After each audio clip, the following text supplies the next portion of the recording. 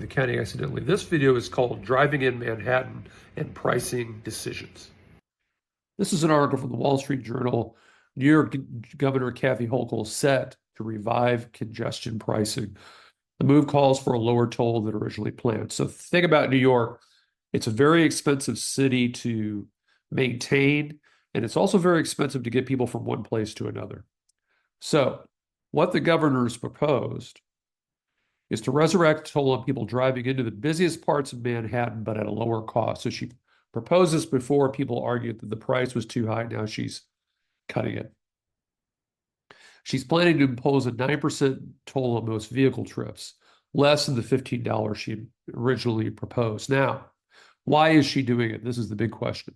Spokesperson for the governor said she would announce a path forward to fund mass transit, subway system, unclog our streets, fewer cars would drive if they've got to pay a higher toll, and improve public health by reducing air pollution, fewer cars, less air pollution. So that's what she's trying to do. She is using pricing to collect more revenue and also to change behavior. Let's talk about some pricing methods. These are taken from my book, Cost Accounting for Dummies, Chapter 12. So market-based pricing sets the product price based on customer expectations and demand. So based on the customer's perceived product value, you estimate how much he or she would be willing to pay. How much value do they perceive?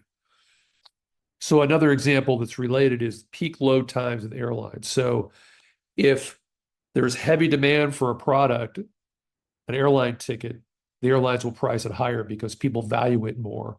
However, if you're willing to fly on a Saturday rather than a Monday, that product may be perceived as less valuable, that ticket, and so they price it lower. So it's all about what's the perceived value. And perceived value also has something to do with shortages. If there's a shortage of seats on a Monday morning versus a Saturday, Monday morning is perceived to be more valuable than flying on a Saturday. So you get price differential. So that's market-based pricing. You can think about it, we're going to start at the top and price it as high as we can. Cost-based pricing, on the other hand, looks at costs first at the bottom. You consider how high a price you can charge based on your estimate of customer demand. This pricing method allows you to start at the bottom, costs, work your way up to a price. You set that price as high as you reasonably can to make a profit. So if you're making a piece of furniture, you add up the total cost to make that product. Let's say it's $220. Then you think about, with a cost of $220, can I charge a 10% profit margin and come up with a retail price that generates a 10% profit margin? So you're starting at the bottom, adding up costs, trying to add on a price to get to a certain profit margin. That's your price. And you can fiddle around with how high that price can be, which also changes your profit margin. And then this is the last one here is a great example for tech products. Skimming the market is a concept of charging a higher price for a new product. Your target customer are those who really want to try your product and be one of the first. My brother-in-law was a classic example of somebody who always wanted the new tech item first and therefore was willing to pay a premium to get the iPod, the iPhone, the iPad, whatever else the technology was first. So he was willing to pay a big premium. So these are different pricing methods. Pricing to change poor customer behavior and earn a higher profit. This is one of my favorite stories. I also use this in the book, Cost Accounting for Dummies. So if you know anybody who's in the catering business, it's a really difficult business. So let's assume somebody does corporate catering. The customer places orders, your kitchen prepares the orders. On the day of the event, you deliver the food and beverages and have servers to work the event. So that's the business that you're in. And the real problem with that business is order changes. If a customer changes an order near the event date, you incur a number of costs.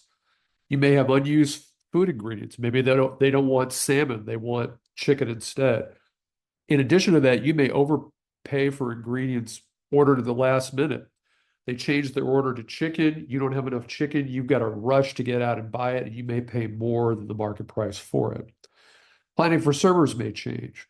The heaters and other equipment that you need at the event to cool food, heat food, and serve food may change if the food ordered changes. So all this adds up to a lower profit margin. So what's the solution?